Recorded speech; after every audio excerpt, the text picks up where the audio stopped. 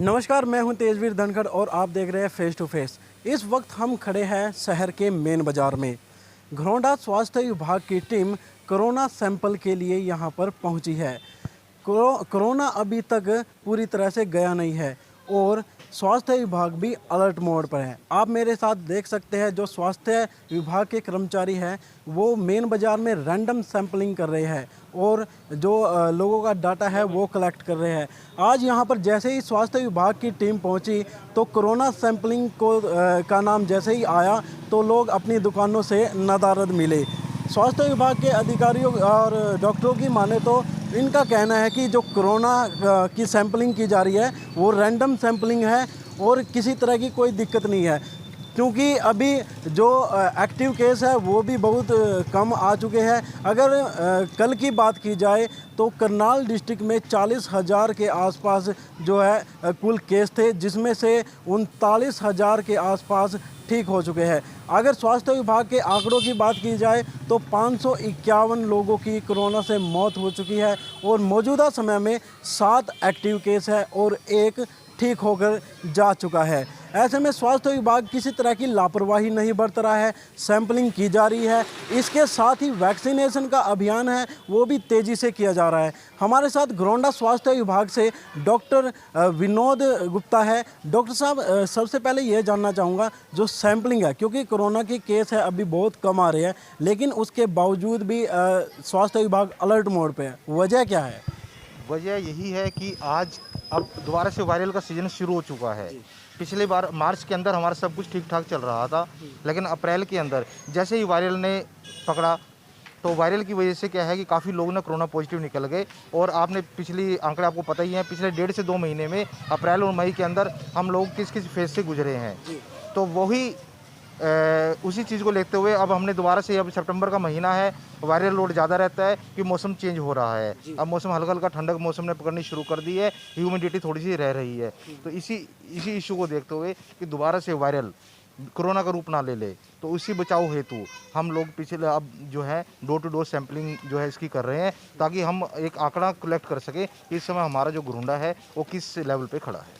Doctor साहब, अगर पहले की बात की जाए तो जिस टाइम कोरोना पीक पे था या आया था उसके बाद भी कैंप लगाए जाते थे, लोग कैंपों में आते भी थे चेक करवाने के लिए, लेकिन आज स्थिति यह हो चुकी है, आप जो स्वास्थ्य विभाग की टीम है उसे डोर टू डोर सैंपलिंग करनी पड़ रही है। वजह क्या है? लोग कोरोना से डर नहीं रहे अब?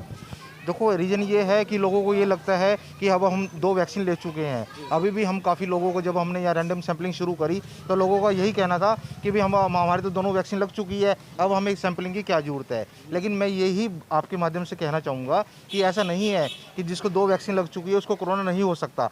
हाँ, काफ़ी हद तक कोरोना के जो विकराल रूप से, हॉस्पिटलाइजेशन से, ऑक्सीजन की कमी को देखते हुए इन चीज़ों से हम बच सकते हैं आफ्टर वैक्सीनेशन, लेकिन ये नहीं है कि वो कोरोना पॉजिटिव नहीं हो सकता। तो इसी भ्रांति को लेके ही लोगों के अंदर ये भ्रम फैल गया कि अब तो हम दोनों वैक्सीन लगा चुके, अब हमें सैंपलिंग से क्या मतलब है। तो अब आज हम लोगों को ये भी बता रहे हैं कि ऐसा नहीं है, आपको सैंपलिंग तो बहुत जरूरी ही है। सैंपलिंग एक अलग इशू है, वैक्सीनेशन अलग है। वैक्सीन से केवल आप बच सकते हो, लेकिन क्या है, पॉजिटिव तो सैंपल वाला, पॉजिटिव तो वैक्सीनेशन वाला भी हो सकता है। तो इस चीज़ को ही हम लोगों को बता भी रहे हैं और लोग अब इस बात को समझने लगे हैं। तो मुझे उम्मीद है कि आने वाले समय में लोग खुद इस बात को समझेंगे और ज़्यादा से ज़्यादा संख्या में हॉस्पिटल में आगे अपने सैंपल देंगे। डॉक्टर साहब, अभी तक जो रैंडम सैंपलिंग की जा रही है, कितने कैंप आप लगा चुके हैं और कितने लोगों की सैंपलिंग हो चुकी है? लगभग पिछले 3 से 4 महीने से सीएमओ साहब के आदेशानुसार हमारे और हमारे वरिष्ठ चिकित्सा अधिकारी एसएमओ घरौंडा के निर्देशानुसार पिछले 4 महीनों से हम महीने के 2 फर्स्ट वीक में और लास्ट वीक में सैंपल लेते हैं। अभी तक हम लगभग 6 या 7 डिपार्टमेंटल सैंपल ले चुके हैं और हम डोर टू डोर, हमारे अंडरपास हैं, रेलवे स्टेशन है, अपना नए बस स्टैंड का अंडरपास है, नई अनाज मंडी का अंडरपास है, हम लगभग 1200 सैंपल अभी तक हो चुके हैं। और खुशी की बात यह है कि इन 1200 सैंपलिंग में अभी तक कोई भी केस पॉजिटिव नहीं निकला है। जी, तो लोगों को क्या संदेश रहेगा आपका, किस तरह से कि भाई आए आप लोग अपना सैंपलिंग करवाएं, वो ज़रूर है, क्या संदेश रहेगा? नहीं, संदेश तो मेरा यही है, देखो कोरोना अभी तक गया नहीं है, ये सभी को पता है। वही सामाजिक दूरी भी बना के रखनी है, मास्क का उपयोग भी करना है और अपनी प्रॉपर वैक्सीनेशन भी करानी है। मैं यही कहना चाहूँगा कि जिनकी वैक्सीन नहीं हुई है, फर्स्ट हुई है तो फर्स्ट नहीं होगी, और नहीं तो जिन लोगों की सैम्पलिंग, जिन लोगों की वैक्सीनेशन सेकंड ड्यू है, वो हम जगह जगह पे कैंप भी लगा रहे हैं, तो अपने वैक्सीनेशन भी जरूर कराएं। और जिसको भी हल्का से भी लक्षण लगे, कोई खांसी के, जुकाम के या सांस में कोई भी परेशानी लगे, वो तुरंत हॉस्पिटल में आए और अपना सैंपल जरूर से जरूर कराए, ताकि वो कोरोना रूपी विकराल जो ये पैंडेमिक है, इससे हम लोग अपने आप को भी बचा पाएँ और अपने देश और अपने क्षेत्र को भी हम इससे बचा पाएँ। जी बिल्कुल, जो स्वास्थ्य विभाग के अधिकारी हैं वो लगातार लोगों से यही अपील कर रहे हैं कि आप आए और अपना कोरोना का जो सैंपल है वो दे, और ताकि जो आप बीमारी है कोरोना की चपेट में ना आए। हमारे साथ एक दुकानदार है, इन्होंने भी आज सैंपल दिया है, तो क्या कुछ कहना चाहेंगे, लोगों को क्या संदेश देना चाहेंगे आप? ऐसा है जी, ये तो है बीमारी, सैंपल तो देना ही पड़ेगा। जो वैक्सीन नहीं लगवा रहे या डर रहे हैं, वैक्सीन भी लगवाएं। लेकिन हमने अब तक नहीं लगवाई, हम भी लगवाएंगे अब। पहले डर लगता था, लोगों ने बहुत डराया कि वैक्सीन लगाने से कुछ भी हो सकता है, बुखार हो सकता है या कुछ भी है, लेकिन अब हमारी भी बात समझ में आ गई है, हम भी लगवाएंगे। ठीक है जी, धन्यवाद। जी, जो दुकानदार है वो साफ तौर पे ये कह रहे हैं कि जो वैक्सीन है वो तो लगवानी ही चाहिए, इसके साथ ही जो सैंपल है, जो कोरोना के सैंपल लिए जाते हैं वो भी ज़रूरी है। स्वास्थ्य विभाग किसी तरह की लापरवाही नहीं बरत रहा है और हमें भी किसी तरह की लापरवाही नहीं बरतनी है। कोई भी व्यक्ति या तो वैक्सीन के लिए जो कैंप लगाए जाते हैं वहाँ पर जा सकते हैं, या फिर जो कोरोना के सैंपल हॉस्पिटल में लिए जाते हैं या रैंडम सैंपलिंग की जाती है वो करवा सकते हैं। हमारे साथ एक दुकानदार है, इन्होंने भी आज सैंपल दिया है, तो क्या कुछ महसूस हो रहा है? आपने जो यहाँ पर स्वास्थ्य अधिकारी आए थे आपको समझाया भी होगा उन्होंने कि आप सैंपल दीजिए ताकि आपको कोरोना से प्रोटेक्ट किया जा सके, तो क्या कुछ संदेश रहेगा लोगों के लिए आप? सर मेरा संदेश है कि सभी मास्क लगा कर रखें, सोशल डिस्टेंस रखें और अच्छे नियमों का पालन करते रहे।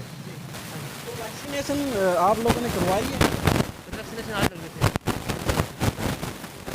जो ये दुकानदार हैं इन्होंने अपनी वैक्सीनेशन भी करवाई है, और ये स्पष्ट तौर पर जो दुकानदार है, दूसरे दुकानदार है, ये लोग हैं, उनको ये निर्देश दे रहे हैं कि आप कोरोना के सैंपल जरूर दें। स्वास्थ्य विभाग भी पूरी तरह से कार्य कर रहा है, और हमारे साथ एक और दुकानदार है, इनके पास भी जो स्वास्थ्य विभाग की टीम पहुंची थी सैंपलिंग के लिए। क्या कुछ संदेश रहेगा आपका लोगों के लिए?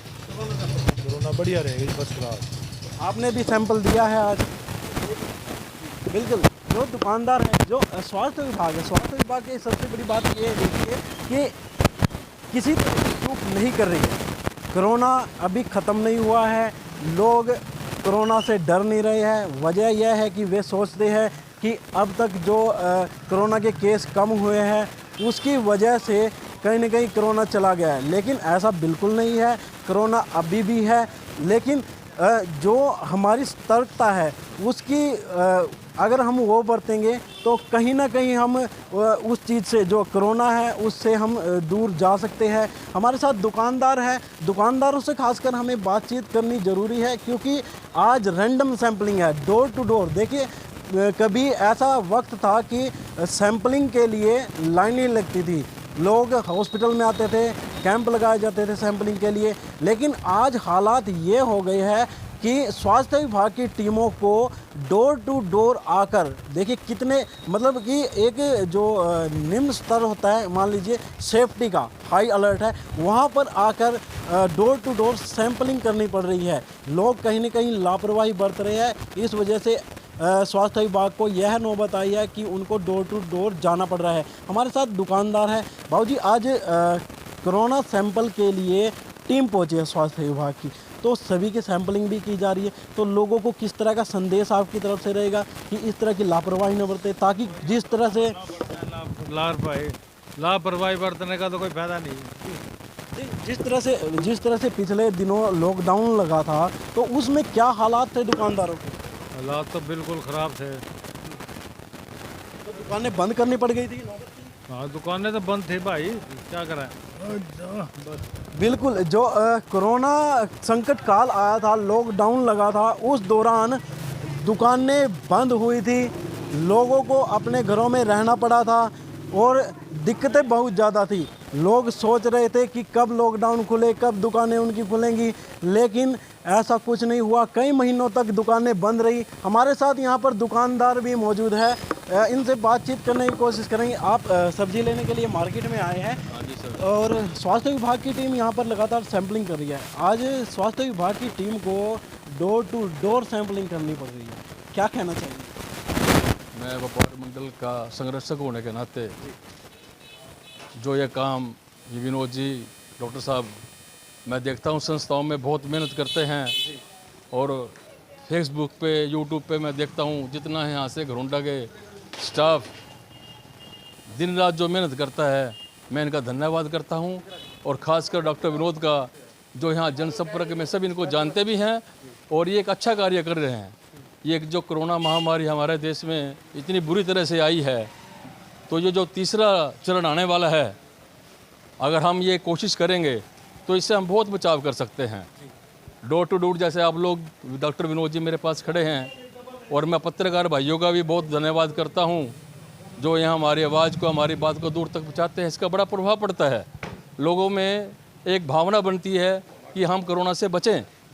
तो मैं डॉक्टर विनोद कर पत्रकार भाइयों का बहुत बहुत धन्यवाद करता हूं। आपने और ये जो भावना की बात की है, लोगों में कहीं ना कहीं इस चीज़ की भावना चली गई है कि वे सैंपल ना दें, उन लोगों के लिए क्या?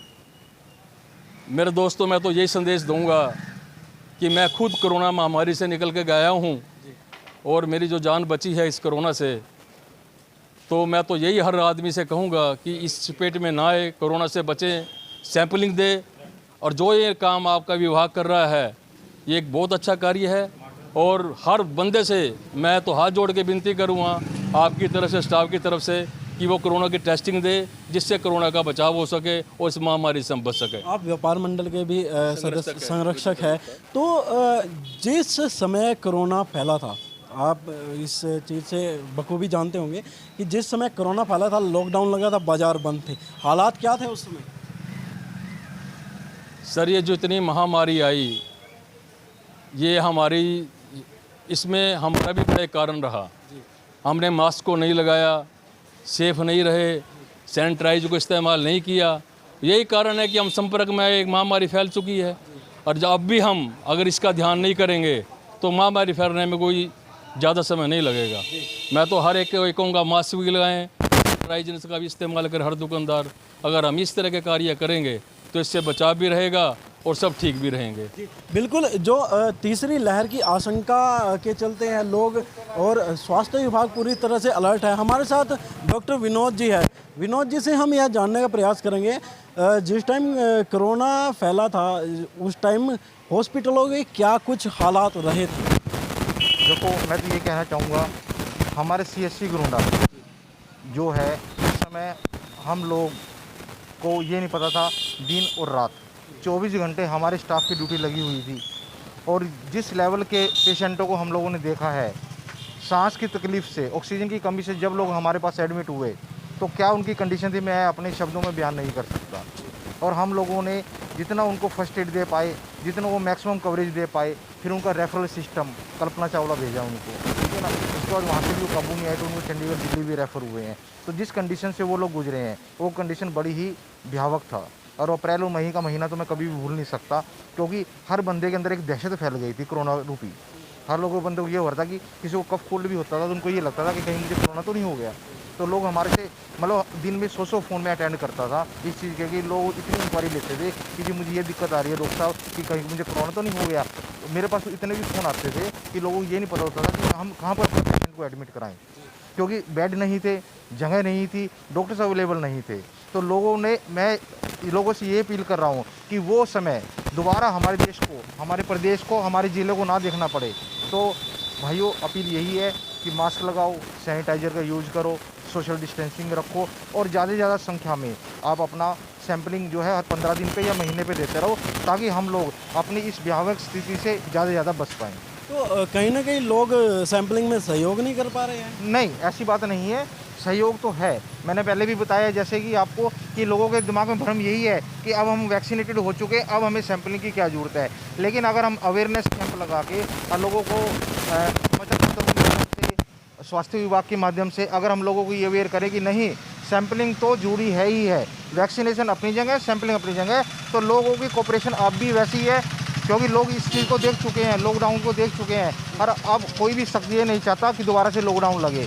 अगर लॉकडाउन से बचना है तो सैम्पलिंग मस्ट है, और पब्लिक कोऑपरेट कर रही है। हम ये नहीं कहते कि कोऑपरेशन नहीं है। बिल्कुल, डॉक्टर साहब ने जो पुरानी तस्वीरें थी, जिस टाइम कोरोना लगा था, लॉकडाउन लगा था और लोग हॉस्पिटलों में तड़प रहे थे, लोगों को ऑक्सीजन नहीं मिल पा रही थी और ट्रीटमेंट भी ठीक ढंग से नहीं हो पा रहा था। कभी उनको रेफ़र किया जा रहा था करनाल, या फिर उनको चंडीगढ़ भेजा जा रहा था।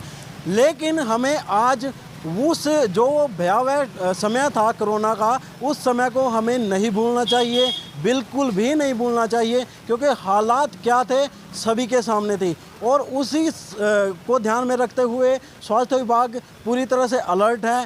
कोरोना की रैंडम सैंपलिंग कर रहा है, बाज़ारों में आकर, डोर टू डोर आकर, और लोगों को भी इस चीज़ में इसमें सहयोग करने की ज़रूरत है।